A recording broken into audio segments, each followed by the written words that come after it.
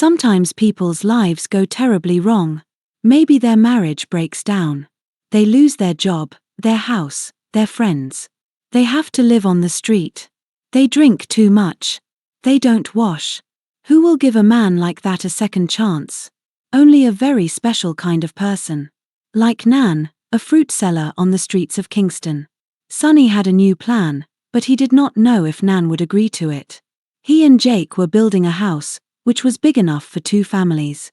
And one day they decided between them that Sonny's ex-wife Tanya and his children should have it. Nan, Sonny said to her quietly, "I'm going to let Tanya and the children live in the house." "What?" shouted Nan. "Why? It is good for the children," said Sonny. "They will be off the streets, and the boys won't have to hustle like me. But what about me and you? Where we going to live?" "We will try and build another one," Sonny said. Lord, he thought, is she going to leave me now? Maybe this is too much for her. I love her. I hope she understands what I'm trying to do.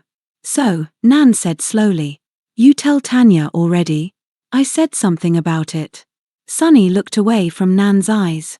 "She agrees because it would be good for the children. I don't want my daughters living and dying like dogs on the streets of Kingston. And I don't want my boys carrying guns and selling drugs. I want them to have a place to live, Nan. A place where they can study their books and have a better life." "It is a hard thing you ask, Sonny," Nan said quietly. Sonny was a good man, and Nan trusted him. But she could not understand why he still cared about his ex-wife Tanya. Why can't he have a clean break with this woman? She thought. Tanya ruined his life. She went with other men, and she kicked him out on the street. And then she sold all his things. Nan remembered the day when she first met Sonny, a day that changed her life. He was just a street man, a drunkard, and so dirty. There was hunger in his face, in his eyes, even in the way he walked. She watched him for a while, then called out to him. "Old man, come here. You hungry?"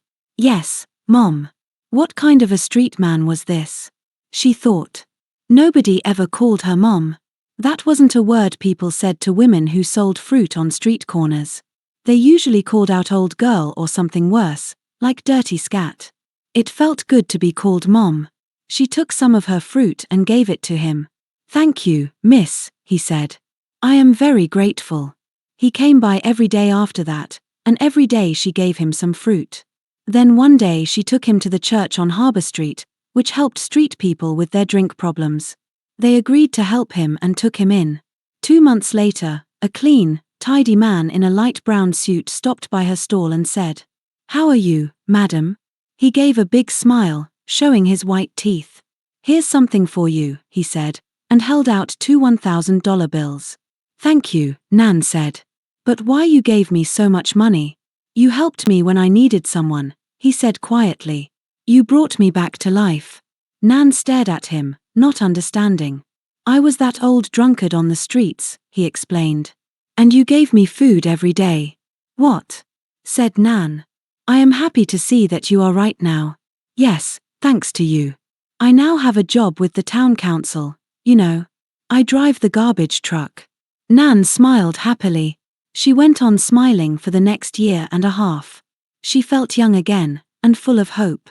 At last, she could forget the sad years when she was 16, with a baby, and no chance to go to school and get a better life for herself. She and Sonny started living together. And now they were planning to get married and have a home of their own. She decided to give Sonny this one thing, and to give it freely, because she trusted him. "Okay, go on," she said to Sonny. "Let them live in the house, and we will work together to build our own."